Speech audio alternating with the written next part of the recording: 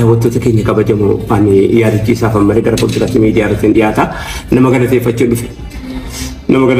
dhufe wanni hin galateeffadhuuf immoo yoo waan sii goonu dhabne waa siin goonu yoo waan siif goonu dhabne waa siin goonu jechuun itti naadhama Adaanech Abeebeetti.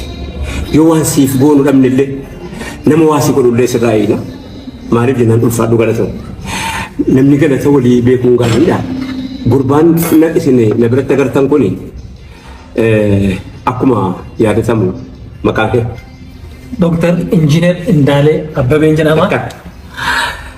Injiinar Indaalee Abbabee kana argiteetta utuu silaa waan inni ta'e qofitti beekte gatii silaa uummanni kun itti kaffalame wannan Adaanechiin galateeffadhuuf maali inni beekani mucaan kun waggaa 8 Tigraay keessatti dhame lafa jalatti dhame bofa nyaate dhiira bofa nyaatte si jecha Hantuuta nyaadhe, boofa nyaadhe, goondaa nyaadhe, waraabessaa wajjiniin ni dhame. Waraabessaa wajjiniin teessoo kootti fuulee poolisii nagashanii waggoota dheeraaf daayipparii kaawwachaan ture.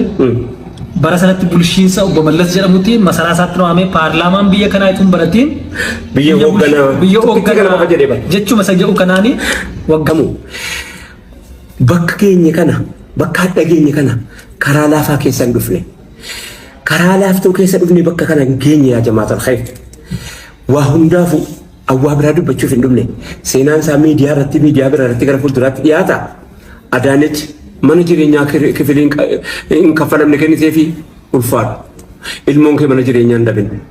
Adaanech mootummaa bakka buutee mana jireenyaa namoonni kanaa yoo hin argatini namni biraa argatu yoo hin jiru jettee dhiyeenya kana haadha aayyoo eebbisa addunyaatiifis. Ani fayyisee Abeebeen jedhani. Fayyisee Abeebeen jedhani. Maaliif jedha yeroo waan akkana dhaga'u. Waa guddaan nu goone barate.